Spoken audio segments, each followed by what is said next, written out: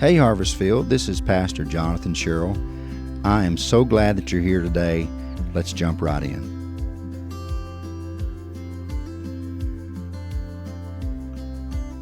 You may be wondering why in the world I'm about to talk about the movie Cars on a church podcast. But I got to confess something to you, and I don't want you to judge me for it. This is one of my favorite movies, and I really do love this movie. And if you've ever seen it, then you would remember that there's this small town called Radiator Springs. And it's a beautiful town. It's got a lot to offer, but it's just a small town. And the interstate comes by, and it just bypasses Radiator Springs. And suddenly, people are racing past the little towns, and nobody's stopping to notice the small things or the slower things or the everyday things. And I don't know, maybe this movie resonated with me because I feel like that's how life can be sometimes. Sometimes we can rush past what seems small or insignificant just to get to the next sort of big event in our life. But those small things matter. In fact, the Bible has a lot to say about small things, and I wish we had enough time that we could just talk about all of them and just go in depth. But I just want to bring one to your attention that's been an encouragement to me through the years, and it's found in Zechariah chapter 4, verse 10, and I want to read it to you. It says, "Do not despise these small things, for the Lord rejoices to see the work begin, to see the plumb line in Zerubbabel's hand."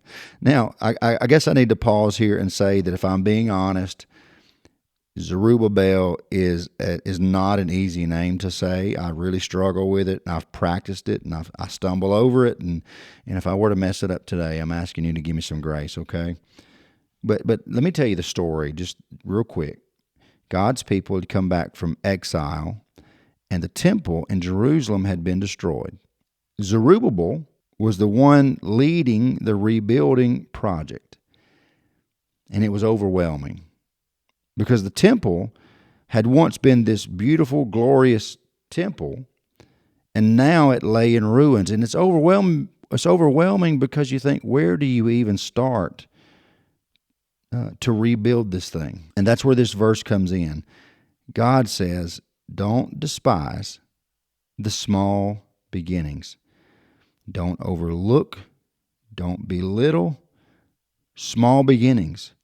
And then God says this, I rejoice just to see the plumb line in your hand. Now, some of you today have been involved in construction projects, and you would know that a plumb line was one of the very first tools that you would use in construction. And it was a simple weight on a string, but it was used to make sure things were square and that as you were building, that the walls were going up straight and that everything was going to be in order. So I want you to think about it. No dirt had been moved yet.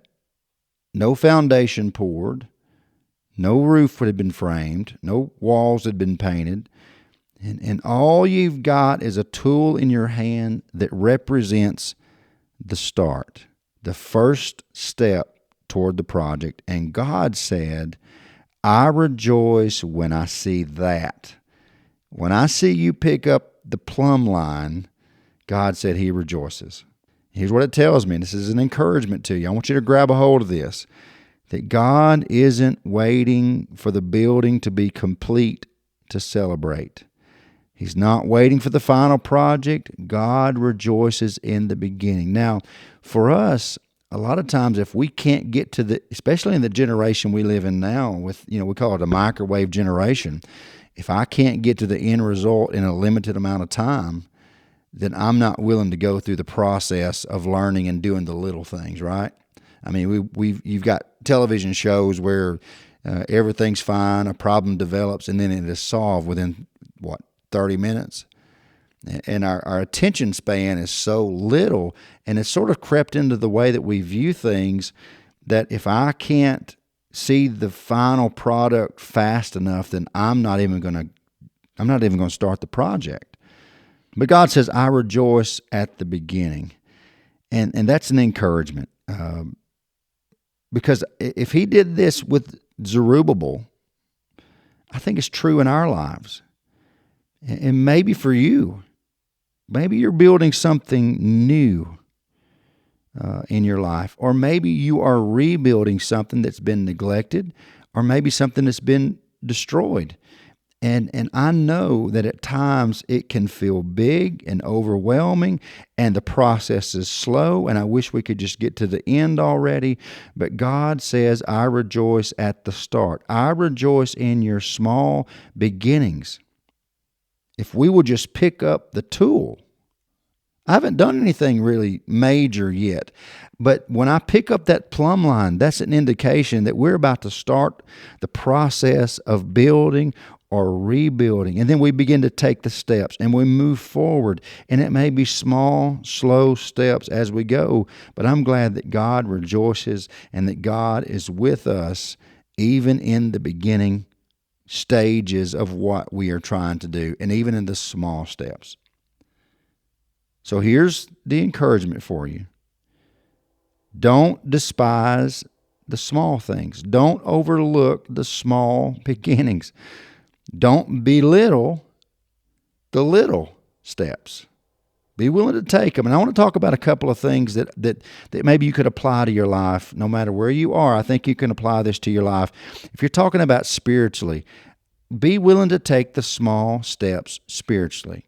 For example, you may not can read a whole book of the Bible, but read a verse.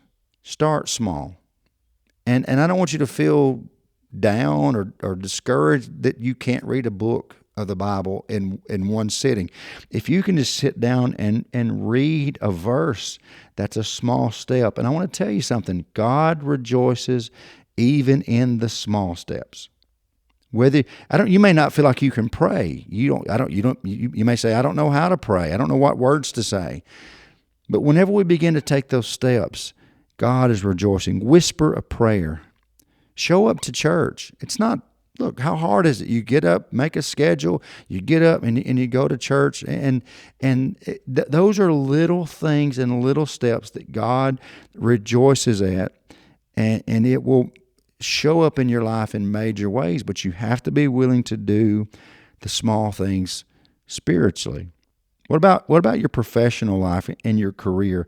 Did you know that one simple encouraging word from you to a coworker could be enough to change the trajectory of their day and sort of change how they view life?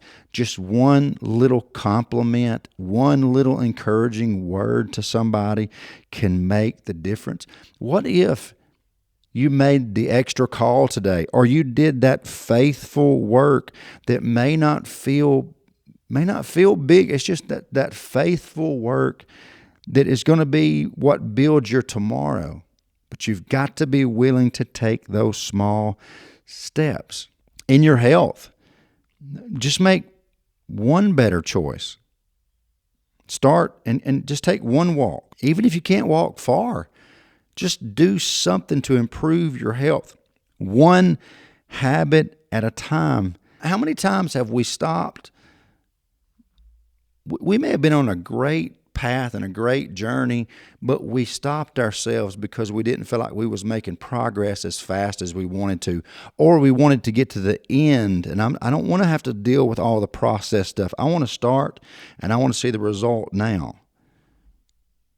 Be willing to do one habit, one thing at a time. Think about your family. I'm thinking about my family right now.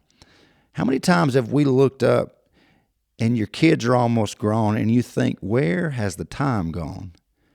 How is it that you're driving? I don't understand.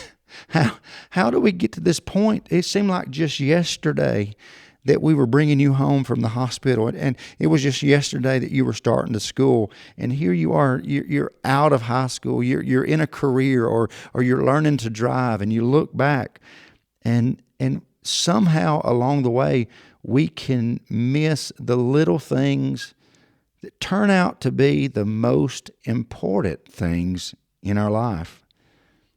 So I want to challenge you to notice little things like just laughter in your home.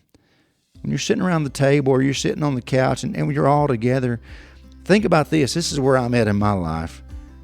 I love it when I can have all three of my children in the car with me. And we can ride together.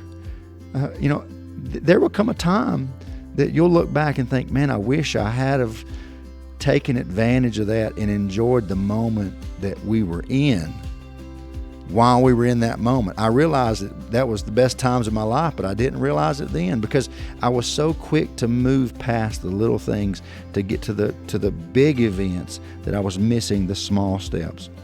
So, what about the things in your family that are never going to make it to social media?